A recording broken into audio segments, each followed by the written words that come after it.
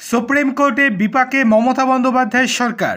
নিয়োগ দুর্নীতি কাণ্ডে প্রাক্তন মন্ত্রী পার্থ চট্টোপাধ্যায়ের জামিনের মামলায় সুপ্রিম কোর্টে বিপাকে রাজ্য। নিয়োগ মামলায় পার্থের সহকারী অভিযুক্তদের বিচার প্রক্রিয়া শুরু করার অনুমোদন মিলছে না বলে সুপ্রিম কোর্টে অভিযোগ করেছে কেন্দ্রীয় তদন্তকারী সংস্থা সিবিআই। এরপরেই শীর্ষ আদালতের প্রশ্ন, কেন রাজ্য সরকার অনুমোদন দিচ্ছে না?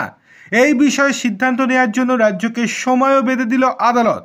সুপ্রিম কোর্টের সিবিআইয়ের আইনজীবী এসপি রাজু বলেন, কলকাতা হাইকোর্ট একাধিকবার বিচার প্রক্রিয়া শুরু করতে বলা সত্ত্বেও রাজ্য অনুমোদন দেয়নি। এরপরেই বিচারপতি সূর্যকান্ত এবং বিচারপতি এন কোটেশ্বর সিংয়ের বেঞ্চ পরিষ্কার জানায়, দ্রুত অভিযুক্তদের বিচার প্রক্রিয়া শুরুর অনুমোদন নিয়ে সিদ্ধান্ত নিতে হবে রাজ্যকে।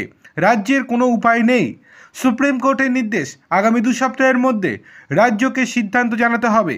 সেই মতো বিচার প্রক্রিয়া নিয়ে সিদ্ধান্ত নেবে নিম্ন আদালত। আগামী 17 জুলাই এই মামলার পরবর্তী শুনানি হবে। ওই দিন পার্থসহ সমস্ত অভিযুক্তের জামিনের আবেদন শুনবে আদালত। নিয়োগ দুর্নীতি মামলায় রাজ্যের প্রাক্তন মন্ত্রী পার্থসহ এসএসসি এবং শিক্ষা দপ্তরের 5 জন আধিকারিককে গ্রেপ্তার করেছিল সিবিআই। ওই মামলায় কেন্দ্রীয় তদন্তকারী সংস্থার হাতে গ্রেপ্তার হয়েছিলেন প্রাক্তন শিক্ষামন্ত্রী পার্থ, সুবীরেশ ভট্টাচার্য, কল্যাণময় গঙ্গোপাধ্যায়, শান্তিপ্রসাদ সিংহ এবং অশোক কুমার শাহ। জামিন চেয়ে তারা কলকাতা হাইকোর্টের দ্বারস্থ হন। তাদের জামিনের আবেদন খারিজ করে দেয় হাইকোর্টের 3য় বেঞ্চ। এরপর পার্থসহ ওই আধিকারিকেরা সুপ্রিম কোর্টে জামিনের আবেদন জানায়।